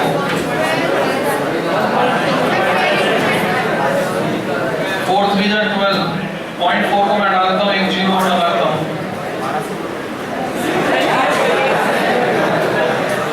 एक जीरो कम कर देता हूँ. 12 तो ये हो गया और 10 की पावर -2 हो गया. So it is simply 0.12 volt. यहाँ बोला था 120 मिली वोल्ट, तो बहुत ही कम है. कम है तो इससे कोई फर्क नहीं पड़ता. क्या वोल्टेज कम होगा तो फर्क नहीं पड़ेगा, या वोल्टेज बहुत ज्यादा होगा, अगर ये मान लो 50,000 वोल्ट होता तो क्या कोई फर्क पड़ जाता? गारंटी थी. अगर ये 50,000 वोल्ट होता तो क्या इस बात की गारंटी थी कि फर्क पड़ जाता? तुम जो बैलून को चार्ज करते हो, बैलून का पोटेंशियल कितना होता है? 50,000 वोल्ट. बैलून को चार्ज करने के बाद उसका पोटेंशियल होता है 50,000 वोल्ट. उसके बाद भी करंट नहीं लगता, उससे कोई नुकसान हमको नहीं होता, या उसको हम कोई यूज में नहीं ले पाते. तो ये कैसे है? तो खाली वोल्टेज से काम नहीं चलेगा. वोल्टेज के साथ जो करंट है तब जाकर पावर बनती है. तो चार्ज अमाउंट में ज्यादा होना चाहिए. इसको ऐसे समझो कि गाड़ी में 12 वोल्ट की बैटरी लगी हुई है, और अगर पेंसिल सेल हमारे पास है तो 1.5 वोल्ट का एक सेल है. 2 सेल सीरीज में लगाऊंगा तो 3 वोल्ट, 4 लगाऊंगा तो 6, 8 सीरीज में लगाऊंगा तो 12 वोल्ट. क्या उससे कार स्टार्ट हो जाएगी? वोल्टेज तो बराबर हो गया, पर वो जो करंट है वो नहीं दे सकते. वो सेल उतनी करंट नहीं दे सकते, इसलिए कार स्टार्ट नहीं हो सकती. करंट ज्यादा चाहिए. तो वही अंतर यहाँ पर है. वोल्टेज ज्यादा या कम होने से फर्क नहीं पड़ रहा. वोल्टेज तो कम है ही सही, पर जो चार्ज यहाँ पे डेवलप होता है अमाउंट में, वो भी बहुत कम होता है. मोशनल ईएमएफ पे फिर से 2 नंबर का क्वेश्चन आता है. मतलब इसमें वैरायटी है क्वेश्चंस की. इसमें और जो एग्जांपल है मैं ओरली डिस्कस कर रहा हूँ. एरोप्लेन में हो गया. ऐसे ट्रेन जब चल रही है तो ट्रेन के व्हील जिस लॉन्ग शाफ्ट पर जुड़े होते हैं उसको बोलते हैं axle. AXLE, long shaft, axle. तो वो जो एक्सल है वो किसको काटेगा? Vertical component. तो इसके एंड्स के अक्रॉस क्या डेवलप हो जाएगा? EMF, motion. पटरी के थ्रू अर्थिंग हो रही है. हाँ भाई, क्या चल रहा है पीछे? खूब बातें कर रहे हो. मैं पूछ लूंगा सवाल. एक खंभा है, वो गिरता है, मेटलिक पोल. अगर वो गिरता है नॉर्थ साउथ डायरेक्शन में, तो वर्टिकल कंपोनेंट के पैरेलल कर रहा है, हॉरिजॉन्टल कंपोनेंट के भी पैरेलल कर रहा है, तो कोई फ्लक्स नहीं कट रहा, तो कोई ईएमएफ इंड्यूस नहीं होगा. और अगर यही खंभा गिरता है ईस्ट वेस्ट डायरेक्शन में, तो ये हॉरिजॉन्टल कंपोनेंट काटता है और इसके एंड्स के अक्रॉस ईएमएफ इंड्यूस होता है. तुमसे पूछते हैं क्वेश्चन जेईई मेन में आता है कि मेटलिक पोल गिर रहा है, ईएमएफ इंड्यूस होगा नहीं होगा, किस डायरेक्शन में होगा. फिर ऐसे ही तुमसे पूछते हैं कि स्प्रिंटर, धावक, हमारी बॉडी क्या है? कंडक्टिंग. एक स्प्रिंटर दौड़ रहा है, धावक दौड़ रहा है, पीटी उषा, मिल्खा सिंह. तो अब वो जो दौड़ रहा है, वो अगर उसकी ट्रैक इस तरह से कि वो दौड़ रहा है ईस्ट वेस्ट डायरेक्शन में, तो उसकी बॉडी किसको कट करेगी? Horizontal component. तो उसके सिर और पैर के बीच में ईएमएफ इंड्यूस हो जाएगा. ठीक है. तो जब तक मोशन में रहेगा तब तक रहेगा. जब वो स्लो डाउन होकर जीरो वेलोसिटी पे आएगा तो मोशन ईएमएफ भी खत्म. इसलिए कोई फर्क नहीं पड़ेगा. तो क्या बाद में इसलिए एक्सरसाइज करते हैं या शुरू में एक्सरसाइज करते हैं, हाथ से पैर छूते हैं जिससे ईएमएफ बराबर हो जाए? ऐसा कुछ है? तो ऐसा कुछ भी नहीं है. मोशनल ईएमएफ सिर्फ मोशन जब तक है तब तक. इसमें तुम्हें जो क्वेश्चन एक तैयार करना है, एनसीईआरटी में सॉल्व एग्जांपल है. 2 तरीके से सॉल्यूशन दिया हुआ है, कैलकुलस से, बिना कैलकुलस से. कि अगर मैं एक रॉड को घुमा रहा हूँ जिसकी लेंथ L है, ओमेगा कांस्टेंट एंगुलर वेलोसिटी से यूनिफॉर्म मैग्नेटिक फील्ड के परपेंडिकुलर, तो इसके एंड्स के अक्रॉस क्या इंड्यूस हो जाएगा, EMF। और उसका एक्सप्रेशन डिराइव करके तुम्हें रटा हुआ होना चाहिए half B omega L square. ये तुम्हें तैयार करना है, half B omega L square, 2 number पे ये आ गया, कई बार आया होगा। और इसमें जो कंसेप्ट है वो भी समझ लो। इसको सीधे लिंक करते हैं साइकिल के पहिए से। साइकिल के पहिए में लगे हुए स्पोक्स, हर स्पोक एक मेटल की रॉड है। अगर साइकिल के पहिए में 44 स्पोक्स हैं और उसे घुमा रहे हैं, तो क्या ये जो इंड्यूस ईएमएफ है 44 टाइम्स हो जाएगा? ये उतना ही रहेगा। एक रॉड के अक्रॉस अगर ईएमएफ है E और उसमें 44 रॉड्स हैं और तुमसे बोलते हैं कि नेट ईएमएफ बताओ उसका जो सेंटर है और उसकी जो रिम है, तो बोलेंगे E रहेगा, क्योंकि पैरेलल में जुड़े हुए सारे स्पोक हैं, पैरेलल में ईएमएफ रिमेन सेम। तो चाहे 44 हो, चाहे 100 हो, चाहे 200, कितने भी स्पोक्स हो। तो इस कांसेप्ट को और अगर आगे एक्सटेंड करते हैं तो पूरी डिस्क बना दी, इनफाइनाइट स्पोक्स पूरी डिस्क है। अब तुम डिस्क को घुमा रहे हो तो ईएमएफ कितना इंड्यूस होगा उसके सेंटर और सर्कमफ्रेंस के बीच? Same, half B omega L square. तो अगर रॉड है तो भी ये इसकी फीलिंग कहां से आएगी? इसकी फीलिंग आएगी सिमेट्री से। रोटेशनल मोशन में क्या होता है, ये पंखा जैसे घूम रहा है, तुम्हें क्या नजर आ रही है पूरी डिस्क? तो एक पंखुड़ी घूम रही है, यहाँ पे पंखुड़ी 1 होगी, 2 होंगी, 3 होंगी, 4 होंगी, 5 होंगी, कोई फर्क पड़ेगा क्या? बैलेंसिंग पर फर्क पड़ेगा अगर इवन नंबर में नहीं, इक्वली बैलेंस नहीं है। जैसे 4 पंखुड़ी का पंखा भी होता है, 3 वाला भी होता है, इवन 5 वाला भी आते हैं, ठीक है, पर 1 पंखुड़ी वाला नहीं, 2 वाला भी होता है। क्योंकि मिनिमम हमें कितने चाहिए? वेक्टर्स में तुम पढ़ते हो मिनिमम 2 फोर्स बैलेंसिंग के लिए, नहीं तो अनबैलेंस प्रोड्यूस हो जाएगा। और अगर इक्वल नहीं है तो 3 चाहिए, ट्रायंगल बन जाए। और अगर कोप्लानर नहीं है तो 4 चाहिए, एक प्लेन में नहीं है। हालांकि उसका इससे लिंक नहीं है, पर ये मैंने तुम्हें कंसेप्ट पुराना याद दिला दिया वेक्टर्स में जो तुमने पढ़ा। तो मोशन ईएमएफ की कहानी यहाँ पे खत्म। मोशन ईएमएफ के साथ साथ एक कंसेप्ट बनता है कि डायरेक्शन ऑफ इंड्यूस करंट, अगर सर्किट कंप्लीट हो जाए तो इंड्यूस करंट की डायरेक्शन कैसे निकालेंगे? तो उसके लिए हम यूज करते हैं फ्लेमिंग्स राइट हैंड रूल। तो मान लो इसमें तुम्हें इंड्यूस करंट की डायरेक्शन निकालनी, तो लेंज लॉ काम नहीं आएगा। अगर इसका सर्किट यहाँ कंप्लीट हो रहा है ऐसे, मैं इस रॉड को मूव कर रहा हूँ एक यू फ्रेम पर, ये मेटल का फ्रेम है, तो इस पे मूव कर रहा हूँ, सर्किट कंप्लीट हो रहा है, तो करंट भी फ्लो होगी ईएमएफ के कारण। तो करंट की डायरेक्शन क्या होगी, उसके लिए हम राइट हैंड रूल यूज करते हैं, फ्लेमिंग्स राइट हैंड रूल। इसको कैसे तैयार करना है? जिस तुमने लेफ्ट हैंड पढ़ा था तो मैंने तुम्हें बताया था this finger is reserved for magnetic field. तो यहाँ पर भी ये जो इंडेक्स फिंगर है it is for magnetic field. तो मैग्नेटिक फील्ड है इनवर्स, पर्टिकुलर इस सिचुएशन में बता रहा हूँ। एनसीईआरटी में कौन सी सिचुएशन है? एनसीईआरटी में ये सिचुएशन इधर। तो अकॉर्डिंगली इसको मैनिपुलेट करना, उसको मतलब इसको मॉडिफाई करना। तो ये डायरेक्शन ऑफ मैग्नेटिक फील्ड। अब एक अंगूठा है, उंगली है, कई बार कंफ्यूजन हो जाता है। 2 डायरेक्शन और चाहिए हमें, एक तो चाहिए motion, direction of motion of conductor, direction of induce current. तो हमें कंफ्यूज हो जाता है कौन सा इंड्यूस करंट, कौन सा मोशन। सिंपल सा लॉजिक है। अंगूठा, इसका जेंडर ये है पुल्लिंग, और उंगली स्त्रीलिंग, इसका जेंडर फेमिनाइन है, ये पुल्लिंग है। तो ऐसी सिचुएशन में अंगूठा तो होगा मोशन, मोशन इज पुल्लिंग, और जो करंट है वो क्या है? स्त्रीलिंग। तो उंगली बताएगी करंट को और अंगूठा बताएगा मोशन को।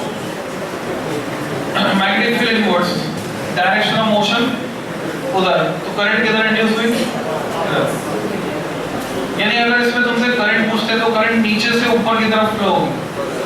अब देखने में तो क्या लग रहा है, ये पॉजिटिव नेगेटिव, तो करंट कैसे फ्लो नीचे? ऊपर से नीचे। ये तो वहां देख रहा है, खा रहा है पेन, इसको पता नहीं पेन जो है कौन से प्लास्टिक से बना है। हो सकता है वो जो बीन कर ले जाते हैं उसको रिसाइकल करके इसकी पेन की बॉडी बनाई हो, ये मजे से उसमें स्वाद ले रहा है। फूड ग्रेड प्लास्टिक नहीं है, ठीक है, पेन मुंह में खाने के लिए नहीं बना है। अगर तुम्हें प्लास्टिक खाने का शौक है तो फूड ग्रेड वाला लेके आओ जो तुम्हें नुकसान नहीं करे। इसके बाद अगला जो कंसेप्ट आता है, इसको तैयार करना, कोई डाउट रहता तो पूछना और वेरीफाई करके आना। डायरेक्शन में कंफ्यूजन रहता तो वापस पूछना, कंफ्यूजन नहीं खुद से करके देखो तो कंफ्यूजन खत्म हो जाएगी। अब आता है एडी करंट का कंसेप्ट। मोशन ईएमएफ के बाद जो नेक्स्ट कंसेप्ट आता है वो आता है एडी करंट। बहुत ही इंटरेस्टिंग कंसेप्ट है और इंपॉर्टेंट भी है। एडी करंट पे क्वेश्चन आते रहे। एडी करंट जो है वो एडवांस के सिलेबस में नहीं है, ठीक है, वहां डिटेल में डिस्कस नहीं करते बिकॉज एडी करंट्स वहां पर नहीं। तो ये किसने डिस्कवर की? साइंटिस्ट फोकाल्ट ने। तो फोकाल्ट करंट के नाम से भी जाना जाता है। तो नेक्स्ट आर्टिकल हेडिंग लगाओगे EDDY eddy currents, EDDY eddy currents. Bracket में लिखोगे Foucault FOCAULT Foucault current, Foucault current भी बोलते हैं। तो इसमें डैश लगा लिखोगे Foucault discovered that,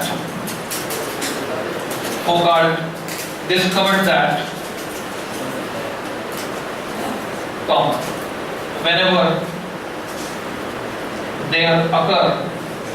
there occur a change in magnetic flux, whenever there occur a change in magnetic flux linked with a metal block, or lump, whenever there occur a change in magnetic flux linked with a metal block, और दूसरा word जो लिखा है वो क्या है? lump, LUMP, lump, यानी metal का ढेर। तो कोई वेल डिफाइंड शेप नहीं है। देखो मेटल में एक तो होती है coil is well defined, loop, solenoid, ये सब क्या है? Well defined. Conductor is well defined. यहाँ पर कोई वेल डिफाइंड शेप नहीं है। मेटल का ब्लॉक हो सकता है, किसी भी तरह का हो, मेटालिक लंप हो सकता है किसी भी शेप में, और रेगुलर भी हो सकता है, रेगुलर शेप भी हो सकता है, जिसमें वॉल्यूम है। हमारा कहने का मतलब यह है कि जिसमें कुछ वॉल्यूम है। तो जब भी उससे रिलेटेड फ्लक्स चेंज होगा, उस मेटल के पूरे ब्लॉक में बहुत सारे सर्किट्स बन जाते हैं जिनमें करंट इंड्यूस हो जाती है, और वो जो करंट इंड्यूस होती है उसके पूरे वॉल्यूम में इंड्यूस होती है। और किस फॉर्मेट की होती है? इसको कहते हैं भंवर। भंवर को अंग्रेजी में बोलते हैं एडी, EDDY। इस तरह की करंट्स होती है, बहुत सारे सर्किट्स बन जाते हैं, इसलिए इसको बोलते हैं एडी करंट्स। ऐसा सिंबल तुमने किस में बना हुआ देखा है? इंडक्शन हीटिंग सिस्टम पर, इंडक्शन कुकिंग सिस्टम पर, क्योंकि वो एडी करंट्स में काम करता है। कंप्लीट करोगे statement. Then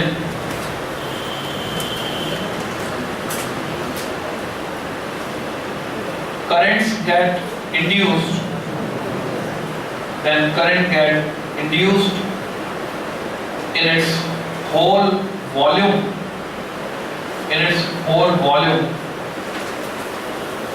in form of AD, EDDY।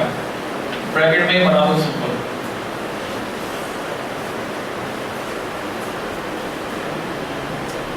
in form of AD following Lenz law। Lenz law को फॉलो करेगी। जितनी भी तरह की इंड्यूस करंट होंगी सब की सब लेंज लॉ को फॉलो करेंगे, ओबे करेंगे, following Lenz law. And causes heating of the block, block को गर्म कर देंगे, causes heating of the block. क्योंकि मैग्नीट्यूड बहुत ज्यादा होता है, पूरा का पूरा मेटल है तो रेजिस्टेंस बहुत कम है, रेजिस्टेंस बहुत कम है तो मैग्नीट्यूड बहुत ज्यादा है, तो मेटल ब्लॉक हीट अप हो जाएगा। Common these are called eddy currents. इनको हम नाम देते हैं eddy currents. these are called eddy currents.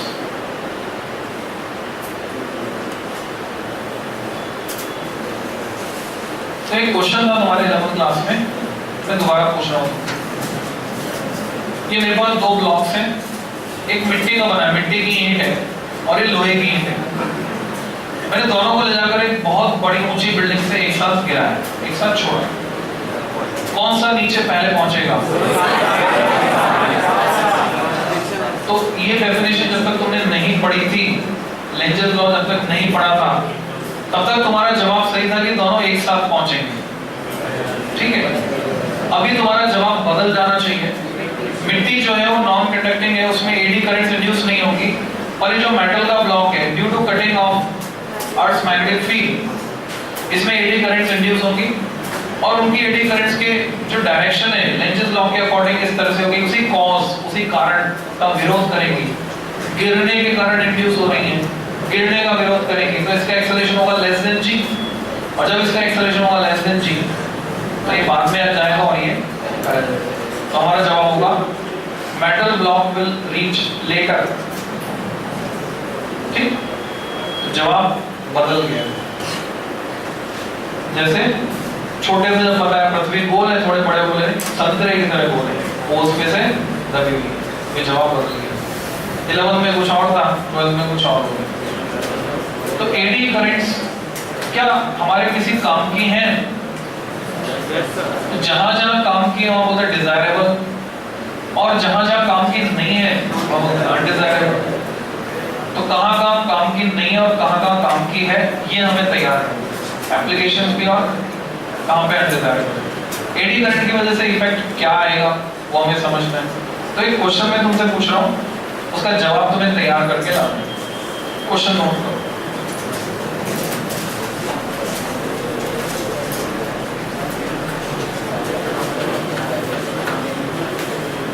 मेरे पास ये कॉपर की प्लेट है, इसको मैंने सिंपल पेंडुलम बनाकर लटका दिया, सिंपल पेंडुलम की तरह ऑसिलेट करने के लिए, और मैं इसको एंगल थीटा से डेविएट करके छोड़ता हूं, और उसके बाद इसका एक तो टाइम पीरियड नोट करता हूं t1, और मैं नोट करता हूं total time of oscillation small t1, यानी ऑसिलेट करा के छोड़ दिया, जो भी वहां पे प्रेजेंट कंडीशन है, जितनी भी हवा चल रही है, जो कुछ भी स्थितियां हैं, जो भी फ्रिक्शन है, उसके बावजूद कितने समय बाद ये जाकर रुकेगी, तो जितने समय तक ये ऑसिलेट करती रहती है वो टाइम t1 नोट करता हूं, स्मॉल t1, और इसका time period capital T। This is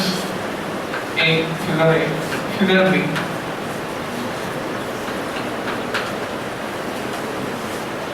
मैंने इस कॉपर की प्लेट के नीचे, वही प्लेट है सेम, इसके नीचे एक मैग्नेट रख दिया, मैग्नेट,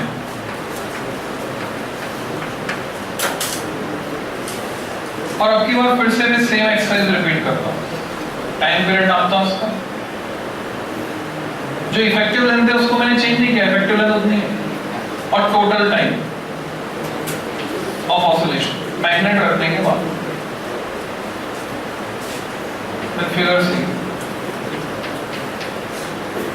इस कॉपर की प्लेट में मैंने कुछ कटिंग कर दी, कटिंग इस तरह से की कि सेंटर ऑफ मास की लोकेशन अब भी वही है, यानी effective length of the pendulum is same, small L पर कोई चेंज नहीं है, ऐसे कुछ कटिंग कर दी, और नीचे में मैग्नेट रखा है। फिर से मैंने नोट किया time period is t3 and total time is t3। तुम्हें जो बताना है वो बताना है what is the relation, you have to put appropriate sign. तुम कौन कौन से साइन यूज कर सकते हो? Less than, greater than, equal to,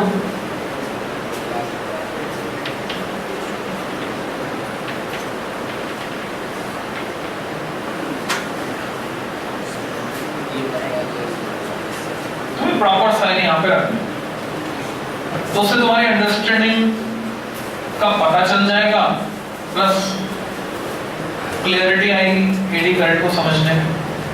तुम तरीका भी सीखोगे कैसे एडी करंट को कम किया जा सकता है अगर कई बार कम करना है।